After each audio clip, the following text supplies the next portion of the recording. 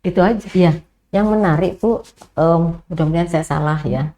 Jadi usaha menengah ini tadi seperti Ibu sampaikan bahwa belum secara utuh mereka bangun ya. Artinya karena akibat dari COVID kemarin COVID itu memang kemarin. banyak banget. Dan itu pun tidak satu dua ya industri menengah yang mengalami dan mereka juga harus didorong untuk maju dalam artian berani gitu Bu, keluar gitu. Iya. Nah, ini upaya Ibu bagaimana ini selain tadi ya dengan expo, tapi dalam pembinaan selanjutnya selaku Ibu juga ada di lingkungan kementerian ya, Kadin dan juga kementerian. Ya. Nah, gimana mengangkat ini dan memberikan mereka lebih berdaya gitu ya. Dan itu tadi mampu ekspor tidak hanya yang besar saja, tapi ini pun terbawa gitu Bu. Ya. Gimana? Saya belum ini gitu, maksudnya saya supaya jadi gini, kalau jadi gitu ya Bu ya. Kalau kita di Kadin itu kan kita bukan pelaksana event sebenarnya. Iya. Karena itu saya bikin namanya DARE untuk sebagai pelaksana event. Iya. Kita lebih kepada bagaimana meneruskan kebijakan pemerintah kepada pelaku usaha. Iya. Bagaimana mensosialisasi apa yang menjadi program pemerintah seperti kalau Kementerian UMKM, Sapa UMKM, Kementerian Perdagangan bisa ekspor dan sebagainya. Tapi kita juga perpanjangan mulut, perpanjangan suara pelaku UMKM kepada pemerintah. Karena kebetulan kita berada di environment yang mudah terakses dengan pejabat pemerintah. Itu kita lakuin. Jadi, aduh kalau ngelihat ketum Kadin itu sampai aduh, untung dia suka olahraga. Sini. Itu semua membawa pelaku usaha. Iya. Ketemu sana bawa si ini, ketemu sini bawa si. Kadang mereka diundang dan sebagainya. Karena memang itu cara yang bisa kita lakukan. Di samping termasuk saya mengkonek kayak dengan perguruan tinggi. Kebetulan saya bendahara Yayasan Inovasi Teknologi Inotek selama 18 tahun. Yayasan didirikan Sandiaga Uno sama Mas Arief waktu itu. Saya kebetulan ikut sejak pendirian sebagai direktur keuangannya. Kita kolaborasi dengan IPB, dengan semua event saya juga saya kolaborasi berbagai stakeholder ini. Tapi memang ada satu hal yang kurang yang menurut saya ada connection ya. Adalah ini kan pelaku banyak. Wadahnya nggak banyak. Wadahnya tuh nggak banyak. Jadi dan komunikasinya juga ya seberapa kuat sih Kadin? Kita pengurus 2.000. Pelaku ada berapa banyak? Sekian juta. Nggak mungkin semua bisa diperjuangkan. Pemerintah sekarang kementeriannya udah banyak segala macam. Tapi kolaborasi di bawahnya yang memang masih perlu ya. Masih sangat kurang menurut saya, masih sangat kurang. Jadi mudah saya yang kelas wakil ketua umum Kadin aja kan tidak semudah itu mengakses kementerian. Yang di level saya gitu loh. Kalau Pak Prabowo itu menempatkan Ketum Anin udah seperti rekan kerja. Kan seharusnya di bawahnya menteri-menteri menempatkan kita wakil ketua umum selevel rekan kerja mereka. Tapi tidak semua menteri seperti itu. Tidak semua menteri. Apalagi di bawahnya, lebih lemah lagi. Jadi ada saya pernah punya appointment dengan salah satu wakil menteri. Saya datang, beliau punya acara lain. Harusnya kan saya diterima oleh deputi. Karena ini by appointment yang sudah firm. Ini lembaga kan ya, Pak? Lembaga. Deputinya pun nggak ada. Turun lagi ke bawah. Asisten deputi. Ya saya ketemulah asisten deputi.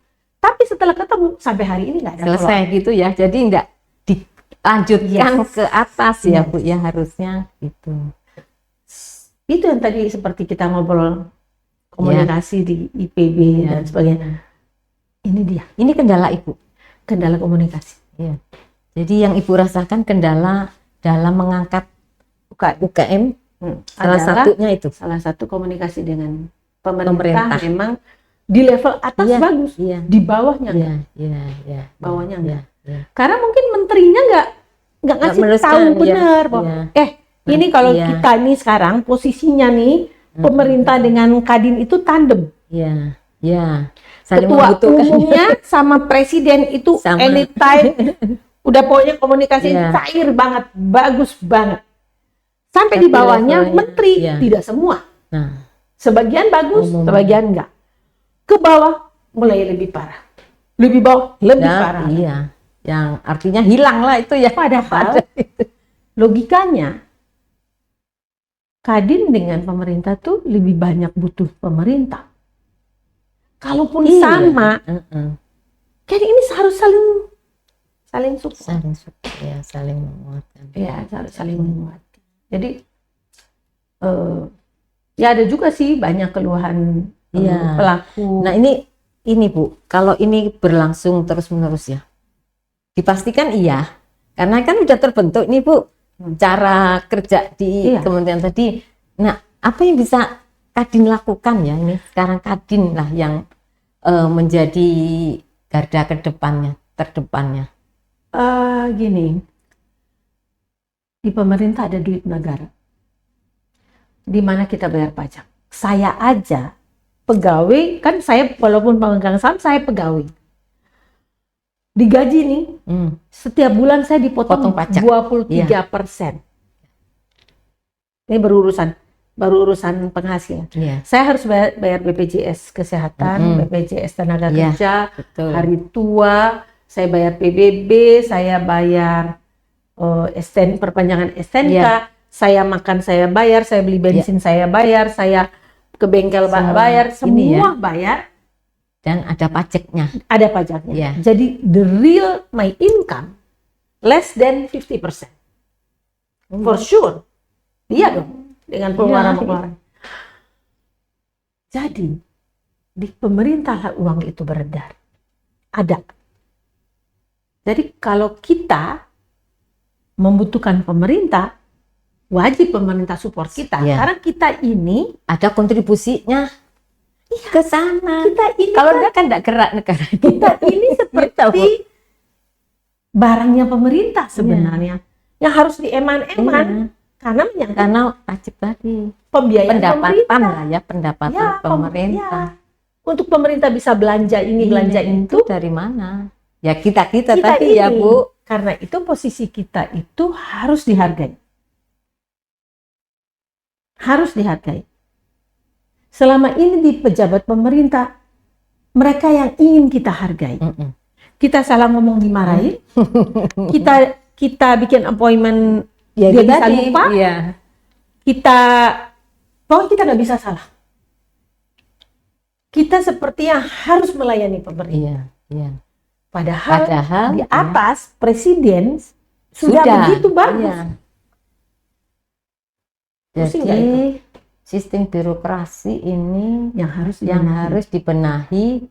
Kan ada itu Bu, badan birokrasi gitu ya, yang terkait dengan birokrasi. Mungkin ini sense of belonging. Kan ada teman waktu saya ngembangin Kampung Agrinex, dia bilang, Rif, coba tanya abah kamu, pasti kamu ada keturunan Banten. Karena saya mengembangkan desa sangat tertinggal di 2016 di data BPS untuk Kecamatan Cikesik. Waktu saya peletakan itu, saya mulai kerja tuh 2016. Dia baru injak Kampung Agrinex 2019 saat peletakan batu pertama oleh Prof. Nasaruddin Umar. Beliau belum menteri. Itu di mobil dia bilang, coba tanya abah. Saya telepon abah saya bilang, kamu nggak ada darah Banten. Tanya ibu kamu. Ibu saya bilang, kita ini Sunda. Kamu tuh Sunda sama Ternate. Gak ada Banten. Kenapa begitu?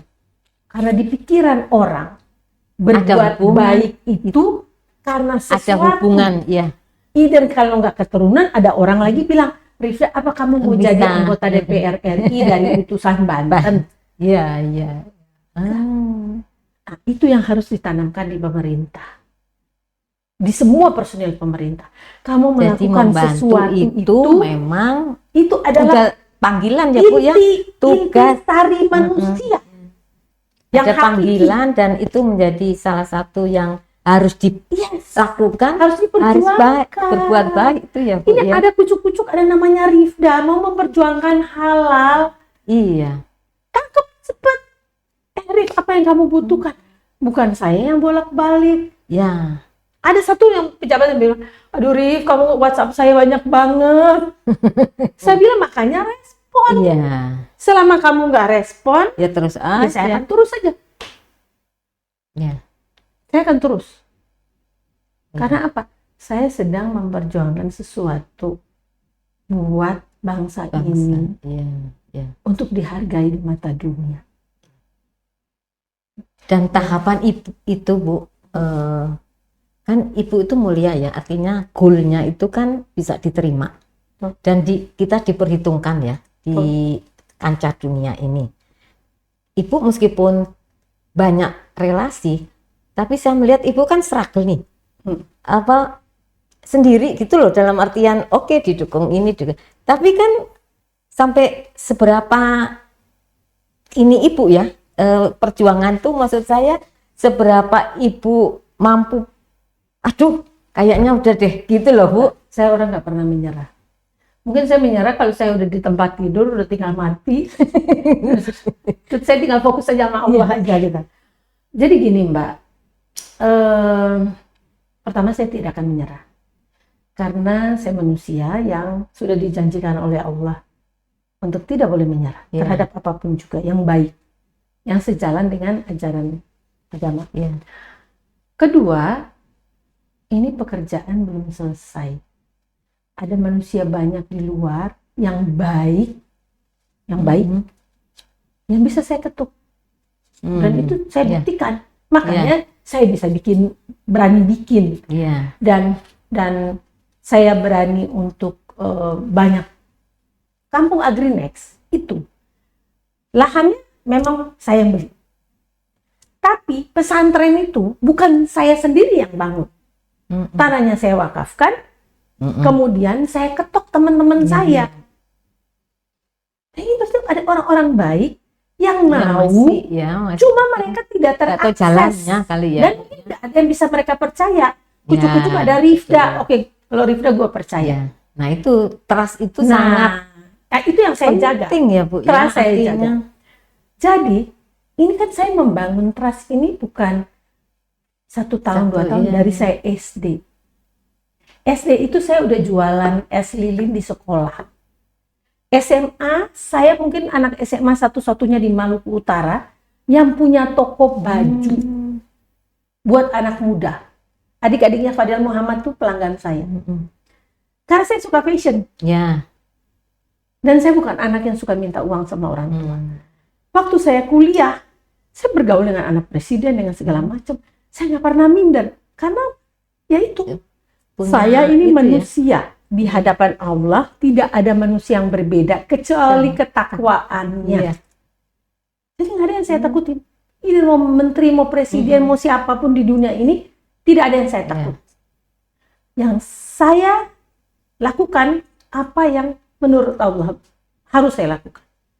Jadi saya yakin Allah menolong saya, mempertemukan saya dengan orang-orang yang tepat, yang terbaik, yang bisa melihat dengan kacamata saya, yang mereka nggak punya waktu melakukan, tapi mereka support saya karena menurut mereka insya Allah akan aman. Ibu melihat peluang usaha menengah ini ya, menurut Ibu itu sangat besar. Sangat besar, dan Ibu optimis ya bahwa UKM atau usaha menengah yang ada di Indonesia ini yang cukup banyak itu akan berkibar lah, artinya ini Wandi gitu ya, itu. Nah upaya itu salah satunya kan melalui kegiatan pasar ini. Expo. Nah pembinaannya di luar ini, artinya di luar kegiatan pameran saya kebetulan tidak di bagian yang membina gitu. UMKM. Jadi di Kadin itu ada ketua umum, ada wakil ketua umum koordinator yang mengkoordinir beberapa wakil ketua umum, dan di bawahnya ada wakil-wakil ketua umum yang ada bidangnya. Saya tidak bisa melakukan ada wirausaha. Nah itu dia lah yang maksud saya Bu, upaya Ibu ini ya habis-habisan lah. Tapi kan harus diimbangi ini gitu loh Bu. Jadi kita kayak saya gini, saya info ke semua. Jadi mungkin saya adalah wakil ketua umum Kadin Indonesia yang paling banyak posting di grup Waka Kadin Indonesia. Merimain terus. Artinya jadi mereka bisa tahu, oh iya sekarang ternyata industri halal begini. Oh ini ternyata ada potensi untuk kita gerakin begini. Jadi saya sambil dagang sebenarnya sambil membuka mindset semua wakil ketua umum yang ada di Kadin Indonesia. Itu yang saya lakuin. Setiap saya ketemu pejabat negara pun saya melakukan itu. Kan kebetulan ada beberapa pejabat yang memang teman saya. Saya ini kan umur pun ini saya baru 2 hari lalu 61 tahun. Oh, Masya Allah. Jadi selamat ulang tahun. Iya, makasih. Jadi banyak banget orang yang saya kenal dan saya orang yang sangat bergaul. Bahkan ada beberapa teman yang punya posisi tinggi, sampai menteri bilang, Rif tahu nggak? Saya ketemu orang yang bilang salah buat Rifda gitu. Itu bisa di daerah, bisa di mana. Ada yang saya kenal, ada yang saya nggak kenal. Kenapa? Ya karena saya suka bergerak.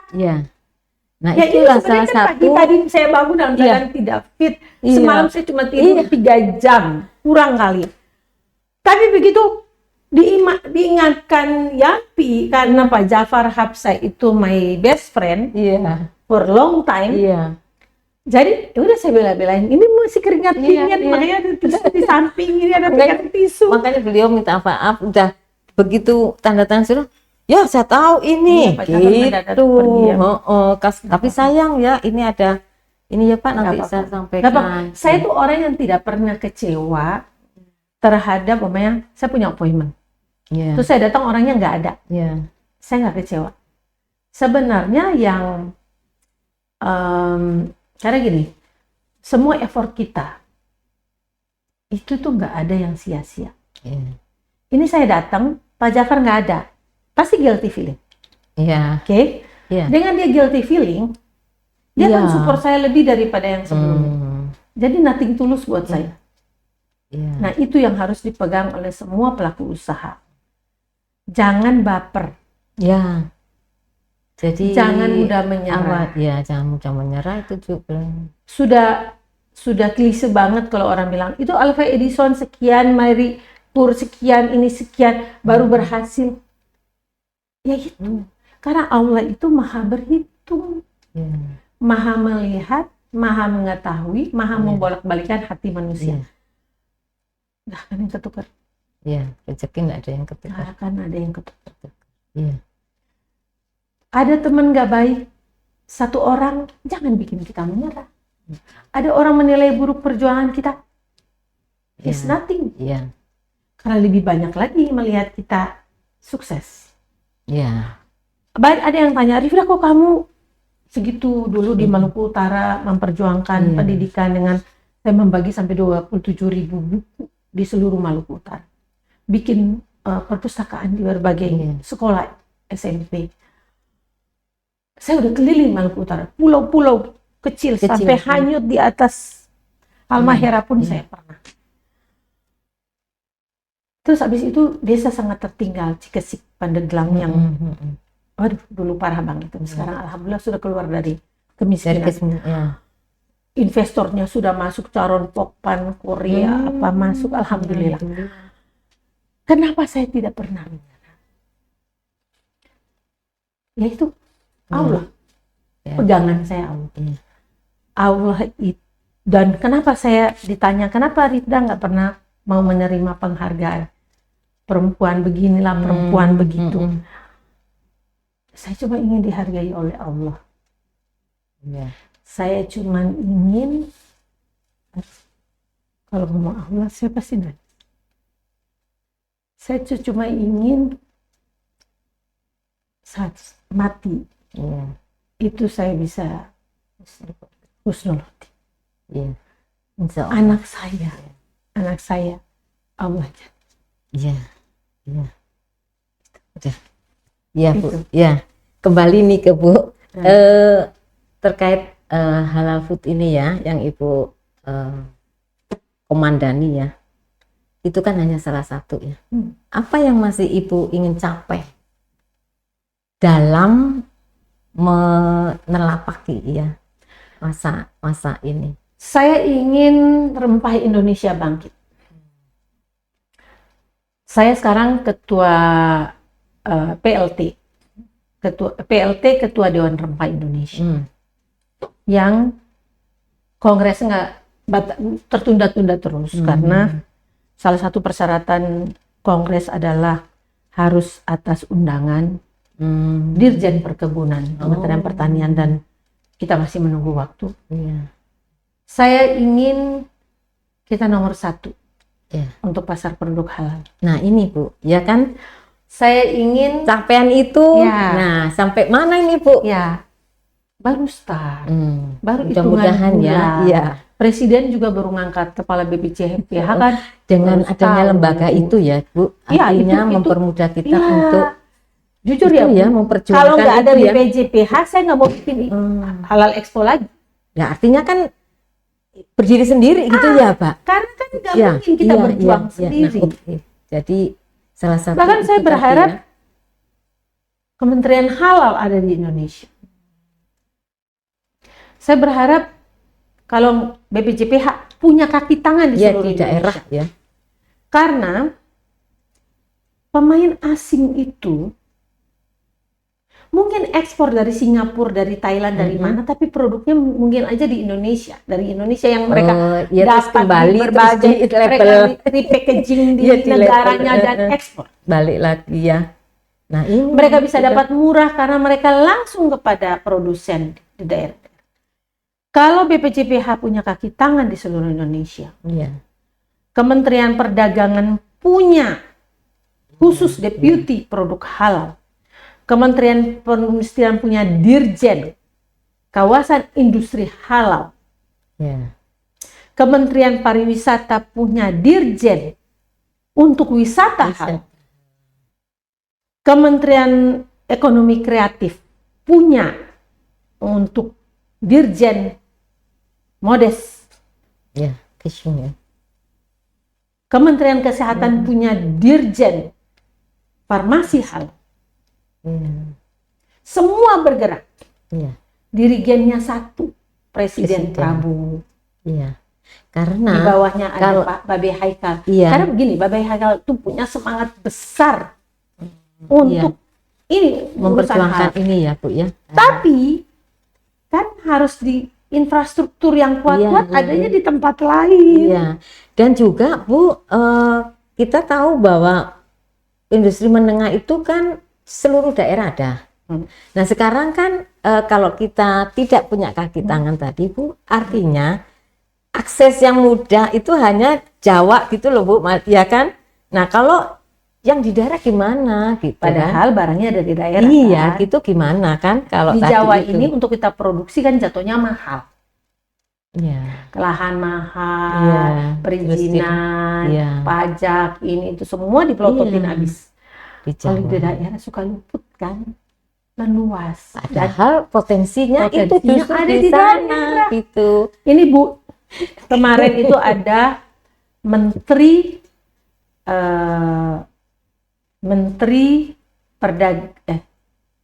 Pariwisata Syariah, pariwisata dan ada syariah masuk di situ.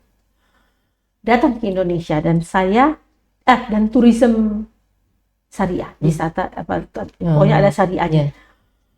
Datang ke Indonesia terus bikin dinner dan saya datang. Saya satu meja ada sebelum dinner ada kayak bisnis meeting. Saya ikut. Saya mau tahu apa yang mau mereka lakukan. Seharusnya orang pemerintah datang dan ikut supaya tahu apa yang sedang mereka rencanakan. Terus yang ini saya adalah pelaku usaha Malaysia, tapi dia pelaku usaha Singapura. Warga negara Singapura, punya perusahaan Singapura, tapi punya cabang di Malaysia, disertakan juga. Komunikasi sama saya. Begitu dia tahu, begitu saya kasih kartu nama Wakil Ketua Umum Kadin Bidang UMKM, tahu Pak, dia bilang, kapan punya waktu untuk saya mempresentasikan rencana pemerintah Singapura mengembangkan UMKM dengan grant nilainya 10.000 sampai 100.000 Singapura dolar yang dorong per UKM, asal bermitra dengan pengusaha Singapura. Pengusaha Singapura minimal 30%. Artinya mereka 30, kita bisa 70, ya. Syaratnya cuma satu. Peluang apa? Tuh, Bu, ya. Buka usahanya di Singapura. Badan hukumnya Singapura. Artinya apa? Ya, kita pemerintah Singapura sedang mengincar pajak masa depan dari pelaku UMKM Indonesia. Iya. Terus di mana posisi Indonesia? Punya nggak kebijakan yang sama untuk mempertahankan? Ini ya juga. Jangan kejadian Nyonya Menir pindah ke Malaysia. Siapa lagi pindah ke Malaysia? Jangan nunggu itu. Iya. Justru mereka harus yang invest di sini. Ya, habis itu teman saya pulang dari Malaysia, ada program di Malaysia. Ref, pemerintah Malaysia menawarkan seperti green card. Nanti kamu bisa mengakses pembiayaan, kamu bisa mengakses ini, kamu bisa mendevelop kampung Agrinex. Bayangkan, mereka sekarang memperebutkan pelaku usaha model-model saya. Nah, kalau yang model-model saya yang mau turun itu gunung aja, sampai ya. ke dasar dan naik sampai ke puncak, terus Indonesia mau berkembangnya dengan cara apa? Nah, itu karena sekarang ini, Bu, ya, artinya Dan orang kayak saya banyak loh di Indonesia. Kompetitor kita itu tidak hanya skill ya, Bu, ya. Betul. Yang soft skill justru sedang bagaimana caranya? Bagaimana caranya pelaku usaha punya nasionalisme tinggi? Supaya tidak itu tadi iming-iming ya, Bu, ya. Tergoda iming-iming. Iya. Karena begini, ada orang saya udah sering banget ketua umum partai ngajak saya ke partai. Dia ngomong begini, kalau orang baik tidak masuk partai, maka di DPR orang nggak baik, terus kalian yang protes. Ya. Itu sama dengan yang sekarang dilakukan pemerintah Singapura dan Malaysia. Menarik yang bagus-bagus, diajak, diiming-imingin, dikasih segala macam fasilitas, yang itu, tinggal sisanya. Garap. Terus kita nggarap itu gitu, Kita ngarep nggarap yang pertumbuhan tadi 8% itu. Dan gini, kita target 8%, insya Allah kecapai. Kalau saya ngelihat Pak Prabowo dengan Ketum Anim. Tapi kan negara lain juga punya target. Ya. Juga melakukan sama. Sesuatu yang lebih mungkin, Bu, yang ya. bisa lebih, atraktif. Dan itu mereka sekarang bergerak. Kita target 8%, kita gerakannya apa? Ya. Harus jelas gitu jelas ya, Bu, kepada ya. rakyat. Iya. Terutama kalau kita melihat Indonesia itu didukung oleh usaha menengah ini, Bu. Sehingga ya itu justru itu bagaimana sekarang kita mati-matian lah ya. Tadi itu seperti Ibu kekhawatiran untuk diambil dan gimana menjaga ini tetap mereka loyal dan juga berkembang. Tidak hanya di Jawa, tapi potensi kita itu ada di seluruh Indonesia, terutama daerah timur ya, Bu, ya. Yang saya tahu Maluku, itu Papua, NTT dan sebagainya. Itu barangkali, Bu, yang betul. Itu belum termasuk yang lulusan luar negeri yang nggak mau pulang. Coba disurvei. Lebih banyak yang pulang, apa lebih banyak yang nggak pulang? Untungnya saya punya anak yang saya tanamkan nasionalisme dari dini sekali, karena abah saya melakukan itu kepada kita. Jadi dia lulus, dia pulang. Dia kerja, memang di awal dia kerja di perusahaan Unilever. Habis itu dia kerja di perusahaan Singapura. Sekarang dia kerja di perusahaan Indica Energy, perusahaan nasional. Karena menurut saya pemerintah harus iming-iming. Harus iming-iming. Karena dunia terbuka. Menurut dunia Ibu, terbuka karena media sosial. Iya, menurut Ibu iming-iming itu kan kita punya ya Bu ya? Harusnya. Punya. Masalahnya tinggal di deliver. Ya itu tinggal maksudnya. Di deliver. Iya. Makanya saya lagi bujuk-bujuk dan antara untuk lebih banyak partisipan. Iya. Karena untuk memberikan akses. Iya, artinya kita memberikan harus akses kepada mendukung yang produktif ini, yang tadi itu. Betul. Bahwa ancaman itu kan ancaman ya Bu ya, bahwa nanti pemerintah Solo udah kan kalau kita mau gila-gilaan gitu ya, bikin aja perusahaan di Singapura, dapat 100.000, kita tutup aja untuk perusahaan. Itu menunjukkan akhlak nggak baik. Iya, itu artinya di dunia bisnis udah langsung udah di blacklist semua perusahaan Singapura. Jadi yang kita harus lakukan adalah pertama, kemudahan berusaha, kurangi tekanan. Itu tadi dalam urusan pembiayaan, tekanan dalam urusan pajak, tekanan dalam urusan kebijakan pemerintah yang tidak fair bagi dunia usaha. Jangan sampai kita menjadi tuan rumah yang baik untuk tamu orang lain ya, betul. Tapi menjadi tuan rumah yang buruk untuk penghuni yang ada di dalam. Dalam Islam, kita kepada tamu tuh hanya 3 hari loh. Habis itu bisa usir. Tapi yang di dalam, yang melekat sama kita, itu harus dijaga. Itu tadi Bu, dijaga, didorong, digedein gitu loh Bu ya. Jangan, saya suka sebel kalau ada presentasi begini. Ini kita sudah menciptakan lapangan kerja sekian. Ntar dulu, itu lapangan kerja baru. Berapa lapangan kerja lama yang kemudian kehilangan pekerjaan? Mana yang lebih besar? Nah itu sama dengan punya teman baru, teman lama dilupakan, jangan. Bu Rifda, kalau melihat usaha menengah ini, artinya itu yang keluar tuh kan global market ya Bu ya. Menurut Ibu, usaha menengah yang kita miliki sekarang ini untuk masalah pemasaran dalam negeri gitu, itu sudah jalan ya Bu ya. Artinya dengan kemajuan dari pemasaran melalui digital marketing lah, melalui medsos. Menurut Ibu ini yang kita perjuangkan sekarang untuk internasional brand gitu ya, artinya kita dikenal di. Jadi gini. Gimana Bu? Jadi gini. Sosial media memudahkan akses pasar. Iya. Tapi kita jangan lupa di akses pasar sosial media yang ada dengan siapa kita berkompetisi.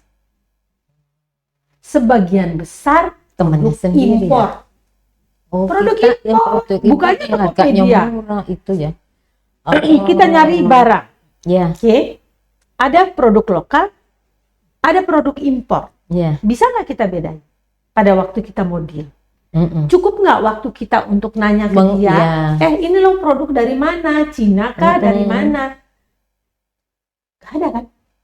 Dan tekanan ekonomi yang dihadapi oleh masyarakat tidak memposisikan orang Indonesia consider terhadap tadi itu nasionalisme. Mereka consider terhadap harga. Jadi pengambilan keputusan mana yang lebih murah. Bahkan kadang kualitas pun diabaikan karena kondisi ekonomi. Jadi menurut saya pasar sosial media harus dibatasi dari produk impor. Saya senang sama Pak Maman Abdurrahman waktu dia perangi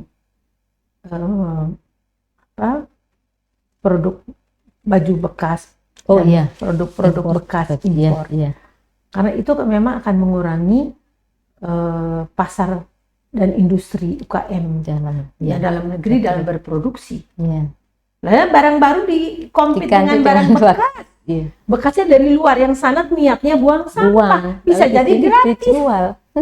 Di sini dijual. Iya, Modalnya logistik. Logistiknya pun siapa tahu subsidi negara itu. iya, Asal buang sampah ke sini.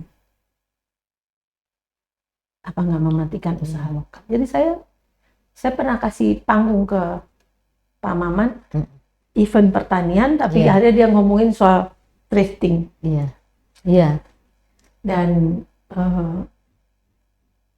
ya menurut saya kita perlu iya, cuma itu yang di bawah ini, iya. yang menurut saya di bawah. Iya. Jadi menterinya sih sebagian udah Oke ya, bagus ya artinya inilah sesuai dengan kebijakan ya Bu. Ya Pak Presidennya ada Deputi ini, ke bawah tapi di bawahnya ini perlu kadang-kadang saya mau komunikasi sampai saya gini. komunikasi. Ini kalau saya sudah tidak di Kadin, saya bekali bikin lembaga untuk bawel kepada pemerintah. pejabat pemerintah.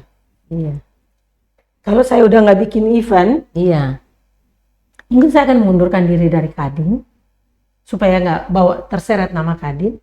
ya. Itu saya akan bergerak solo anu lagi ya. Saya akan suara Lembaga keras, lain gitu ya. saya akan bikin lembaga yang LSM gitu. LSM yang paling galak yang pernah ada di Indonesia. Kayaknya Jujur perlu aja. Bu. Terkait ekonomi, Iya.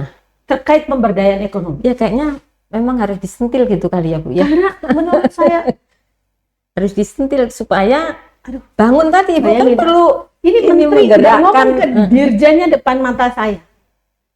Ini tolong ya. Itu WhatsApp saya diculik.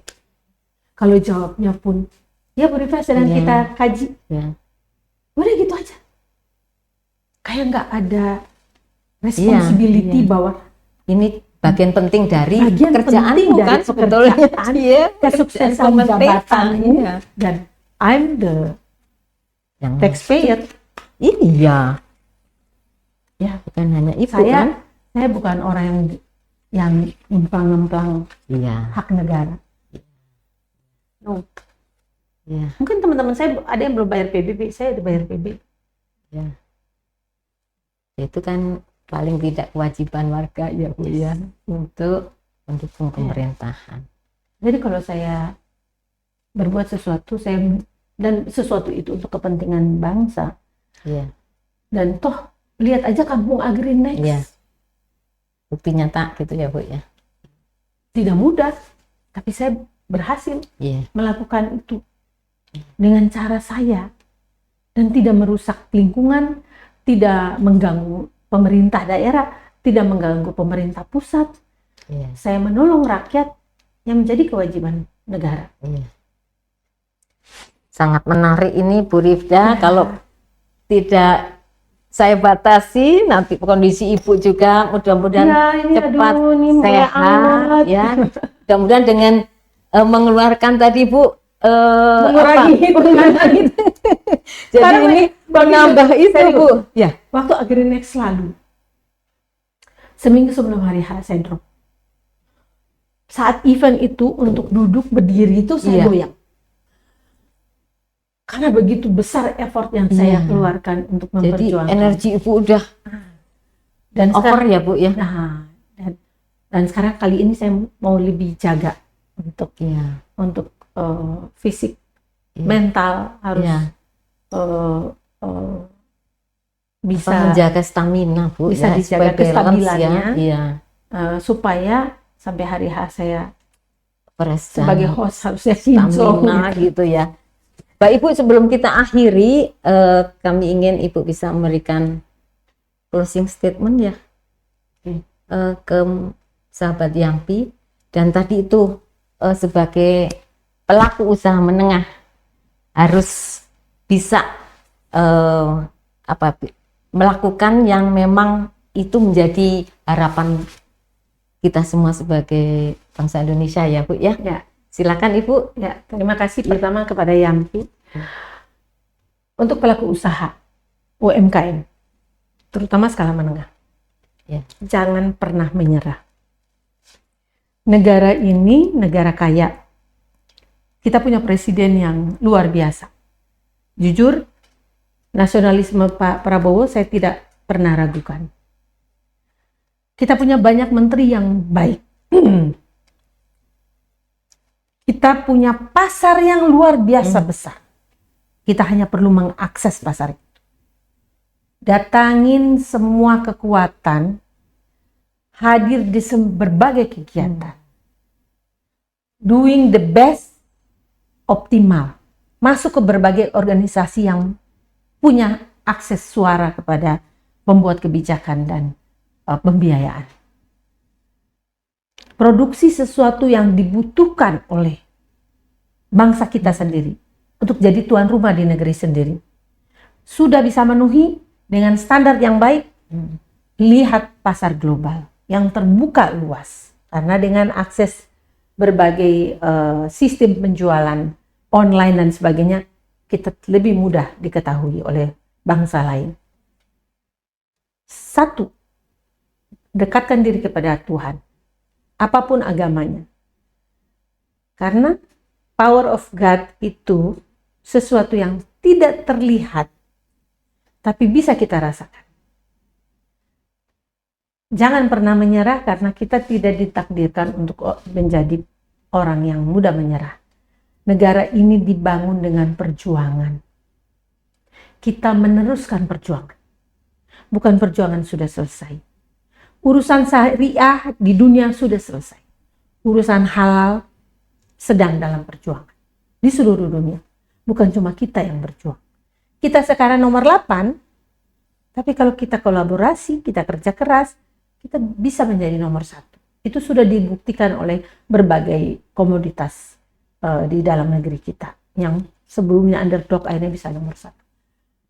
Kita punya badan penyelenggara halal, BPJPH, manfaatin.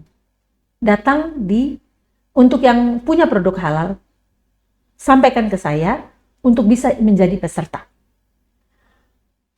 Untuk yang tidak punya produk halal, datang. Berikan apresiasi. Beli produk mereka. Cari inspirasi. Untuk jadi pejuang halal juga. Saya senang beberapa hari lalu Pak Babe Haikal WhatsApp saya, nyebut saya pejuang halal. Di acara Kadin, Tum Anin bilang, terus berjuang Mbak Rifda untuk halal. Dan menurut saya, ini yang environment yang kita butuhkan. Jadi insya Allah, produk halal kita bisa jadi nomor 1 di dunia. Pasar yang triliunan US dollar dunia itu juga bagian yang harusnya kita perjuangkan untuk kita dapat. Saat kita ini nomor 8, jangan kecil hati. Insya Allah. Lewat IHBF Expo, kita akan merangkak naik kolaborasi antara pemerintah, pelaku usaha, akademisi, komunitas. Yuk, kita bareng di IHBF Expo 2026,